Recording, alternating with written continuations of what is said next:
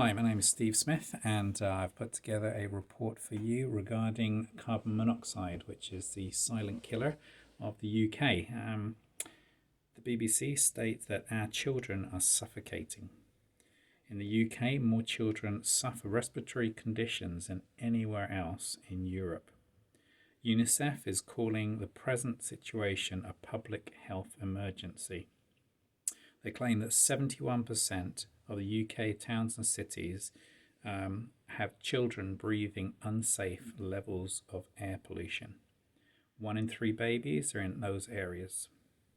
Air pollution is presently killing more people than COVID-19. 42,000 people have lost their lives, which is awful. But for example, in 2015, air pollution alone is thought to have killed over 64,000 people. 64,000 people. Carbon monoxide, as you know, is a poisonous gas that's given off from cars and trucks. You can't see it, you can't smell it, you can't taste it. It's an unseen killer of our streets that we breathe in every day. We walk around in it, we commute in it, it invades into our homes. The Harvard Medical School says symptoms of carbon monoxide poisoning are headaches, shortness of breath, poisoning, emotional changes in behavior, fatigue, lack of concentration, and memory. I want to do a few statistics, and then I want to look at some of the legislation that the government talks about, and then I want to look at our locality as an example. In the UK, cities, 1 in 19 deaths are linked to carbon monoxide poisoning. We have the highest respiratory illnesses anywhere in the EU. You're 25 times more likely to die from carbon monoxide poisoning than dying in a traffic accident. The BBC have stated that the best way to tackle air pollution in our cities, the cheapest, most economical way, is by planting trees or not chopping them down. Coronary heart disease, strokes, respiratory diseases, lung cancer, the list goes on, and exasperates asthma. What happens is the nitrogen, it links itself into our tissues and basically gets into our blood system and affects so many of the diseases. So especially long-term breathing in of carbon monoxide, it just destroys our bodies. The World Health Organization, they've kind of set standards to say this is what an acceptable level is. Our government, our British government, in their wisdom, have said no, it's not really that bad. It's here at this level. In places like Coventry, we have almost double the level. So World Health Organization, the British standard, and then we have Coventry basically is twice what our British government is saying, and we are breathing that in.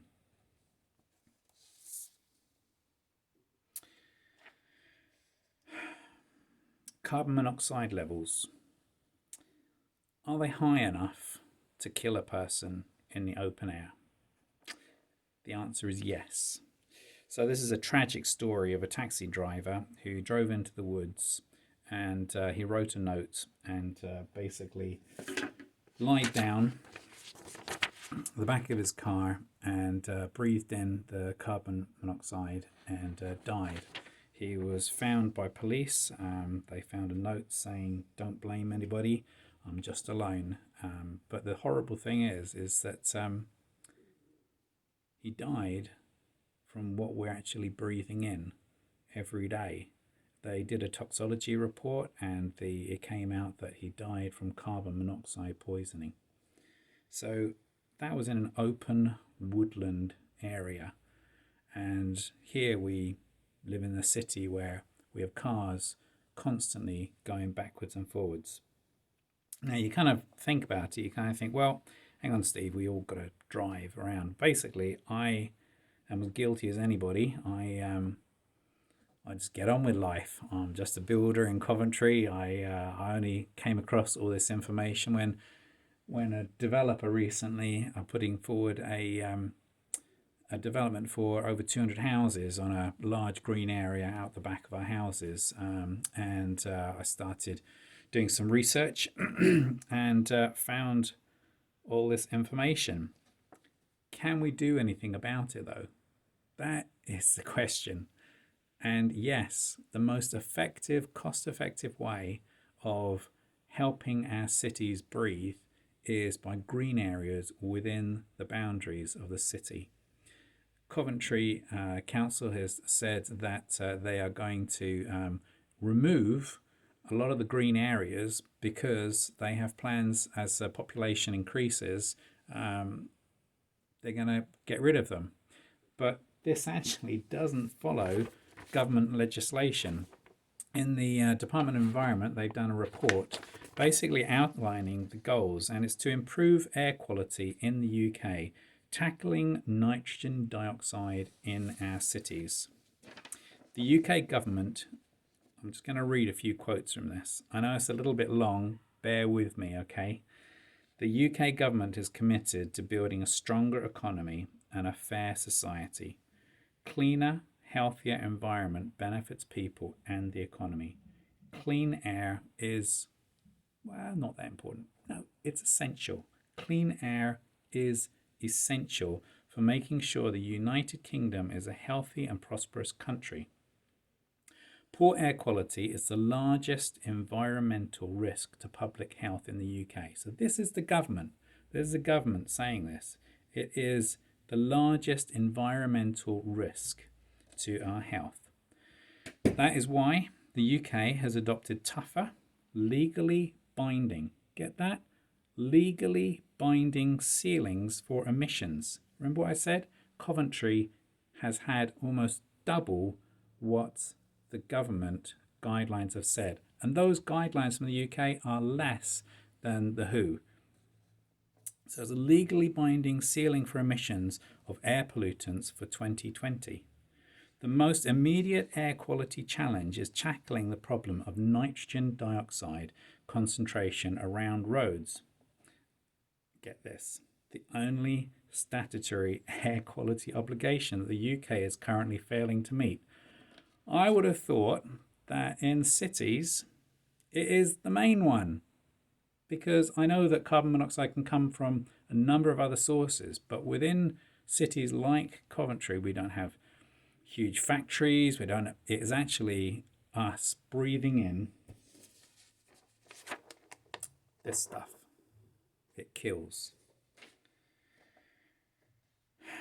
The link between improving air quality and reducing carbon monoxide emissions is particularly important, and the UK government will continue to develop solutions which reduce carbon monoxide. They want to spend 4.7 billion between 2020 and 2021 to research and the development. Well, here's a freebie from a builder. Just don't cut down the trees.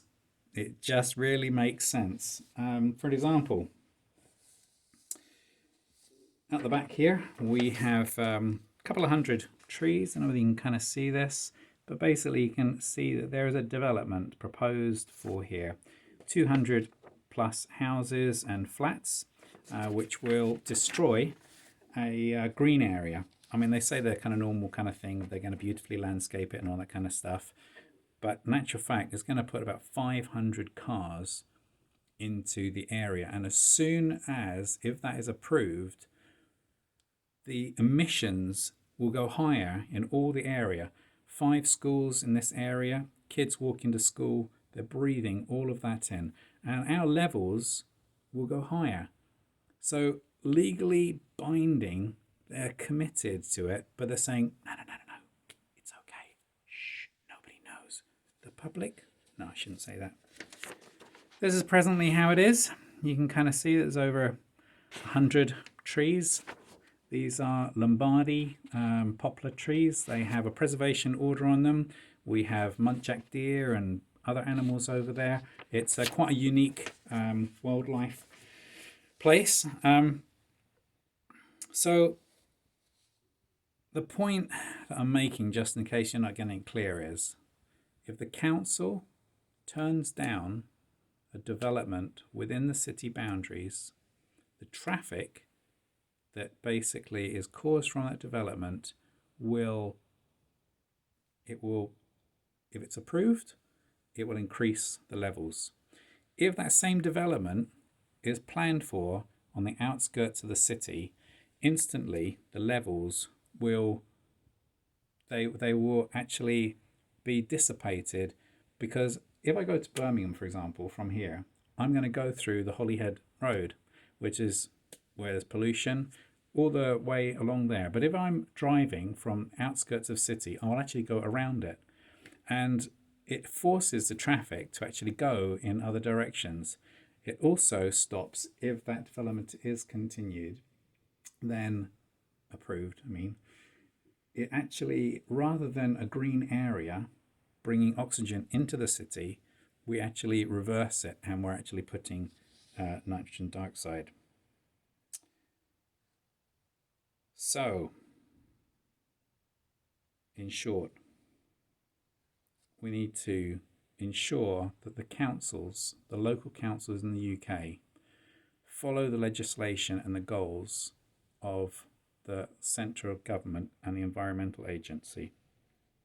If this was something else, all right, it wouldn't be that important. And I know, because it's air, you kind of think, well, it's just one of those things. If somebody was holding a knife to your throat, you would have an immediate threat. This is an immediate threat. Every single day we're breathing it in, and people are dying. We need to say no to this. So I would like to I'd like to appeal. I would like to appeal to Boris Johnson to this is your watch. This is your time. I listened to you about COVID-19, and this is worse than COVID-19. I'd like to appeal to you that you do something about it to ensure that actually councils follow the Environmental Agency's recommendations. Because at the moment, when I have looked through the Environmental Act of 1995, which there is legislation to say that the council has to follow, there's not a lot of legally binding stuff. However, it should be. I want to appeal to Sir David Attenborough, the amazing work that he's done for us, and I want to say thank you. I really take my hat off to you. He's an amazing guy. But I want to appeal that actually, if you were to endorse this and get behind just having the name Sir David Attenborough to push for legislation that will force councils to stop destroying green areas within our city through development, and force it to save the environment, it would be great to open it up as a wildlife area. That would be amazing. I'd like to also, I want to appeal to a millionaire. I do. I would like to ask you to look into legally pursuing councils responsible for their actions, because it doesn't make sense. It doesn't make sense. And if a professional made a decision which was going to threaten the lives of people, they would be taken to court by those decisions. And these decisions that are being made, they are killing people. They are literally killing people. And there are other options. We can say, yes, I'll put it on the outskirts of the city, and you secure and reduce the levels in the city. I want to appeal to the Coventry City Planning Department as well. We've contacted MPs, and so far MPs have not been saying, yes, I'm with you. One of them said, well, I'm on the planning committee anyway, but we know that the council has been approving these developments, and therefore MPs are not actually standing up for what they should. This is killing people. What more important issue could there be for an MP than saving the lives of children. I want to lastly appeal to the British public, not only in Coventry but also in other cities. We are dying slowly, and some people today, 64,000 people died. Even the COVID-19 thing, a lot of it's to do with the lungs, and carbon monoxide. It actually gets into your body, and it will reduce your effect to be able to fight off those illnesses. So I want to ask you. I know we're all really busy and tired, and this is just another appeal. But we can do something about it. We hear daily so much bad news, and in the end, we can't say, "Well, that's terrible, isn't it? Oh, yeah, it's really bad. Oh, what are we going to do about it? Can't do anything about it." But in actual fact, we can. We can appeal to planning departments. We have a Facebook page for ourselves locally. It's Save Our Green Space Stoke, and on there you can do a petition, or you can actually just copy and paste part of objection letter and send it in to the council saying, no, I disagree with this. My child has got whatever it is, or planning and those reasons. But if you look onto that website, then a Facebook page, then that will help you as well. We have got to stand up. It's not going to take 400 objection letters. A friend of mine was fighting. They had 400 objection letters. Didn't make a difference, really. A few houses reduced. We have got to stand up. There needs to be thousands of objections. What can be a better cause than saving people's lives and saving the lives of the children? So my name's Steve Smith. Telephone number is 0755 1314958. If you're that millionaire, I'd really like you to contact me. I hope that you have found this video helpful. I'm sorry that it's 17 minutes long, but please share it and pass it on with people. Thank you.